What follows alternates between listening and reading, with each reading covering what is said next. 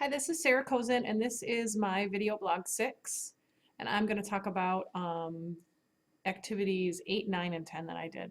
The first was in March, I had the chance to do a presentation at the National Science Teacher Convention.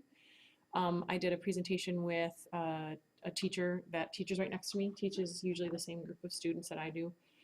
Usually inclusion science, he teaches the 9th graders, and then I get him again in the 10th grade.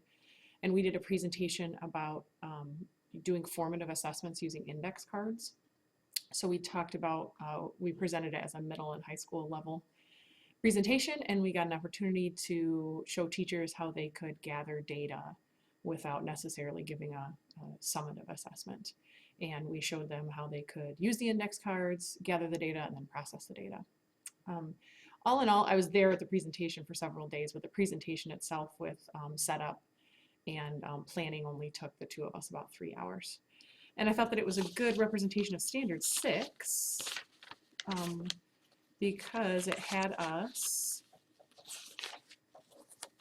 looking at how to influence local, state, and national decisions that affect student learning. We got to talk with teachers from all over the country, so that was pretty cool.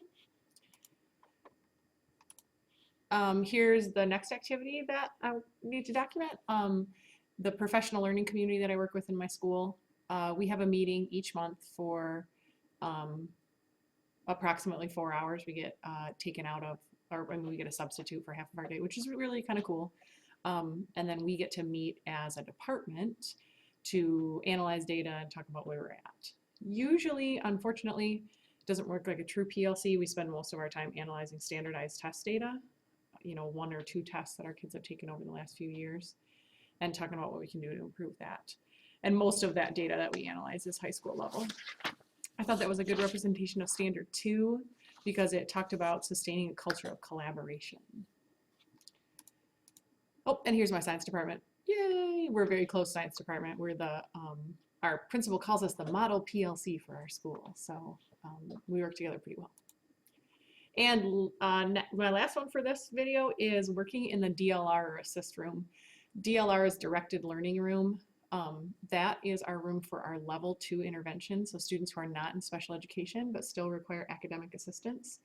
Usually the majority of the students in our DLR, when you look at our data, very low socioeconomic status, our non-Caucasian students, just students who have they don't have a lot of support at home.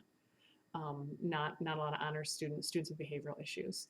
I did not put down the time that I'm investing in that because that's ongoing. So throughout my practicum, I'm going to be looking at that.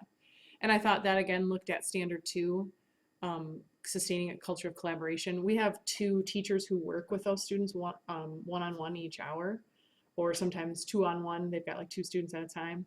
And I talk on at least twice a week with those teachers about what my students need to be doing. They come down to visit me, I go up to visit them, and it really helps our students who are struggling. And that's all here in our high school. So that is my video 6.